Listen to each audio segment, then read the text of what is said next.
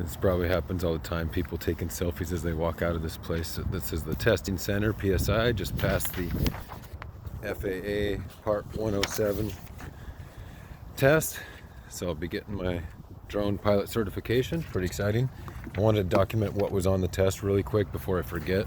There was a lot of airspace.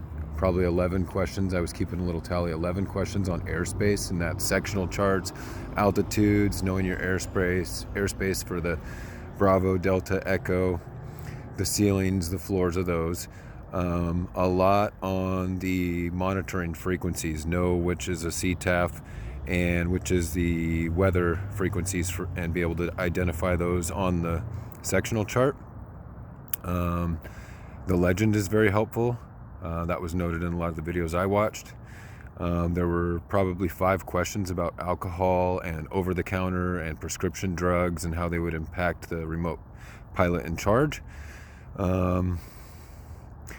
Not very many on weather, reading a couple of METARs and identifying wind conditions.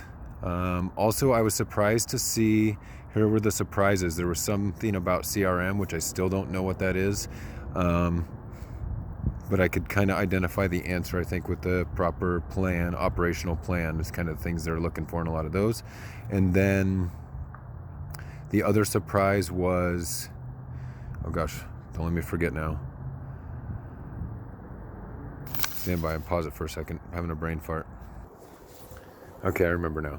Collision avoidance. I didn't see a lot about that in the YouTube videos and the training test questions that I saw, but there were a few questions. I didn't see like the left turn downwind, this heading type question, but I did see what would you expect a manned pilot to do in the event he was trying to avoid a collision, to re-enter the air traffic pattern. Would it be a 45 lower than the traffic pattern, a 45 into the traffic pattern altitude, or enter the downwind leg? I can't remember exactly, but that was a tough question.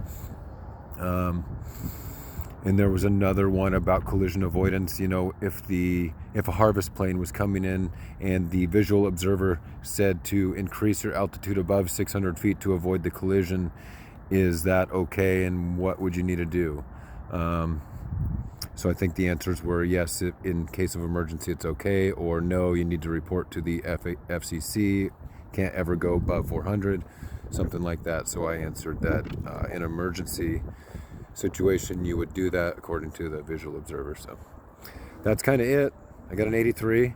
I thought some of the questions were pretty tough. I don't know if they were the experimental questions, but there were some things there I wasn't expecting. Just a few.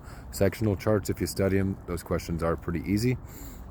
But I would spend a lot of time on that and just understanding who's in charge and who could be impaired. So good luck to you. I'm excited and looking forward to sharing some business commercial drone flight pictures soon. Preston Kalshin, Realtor, signing off.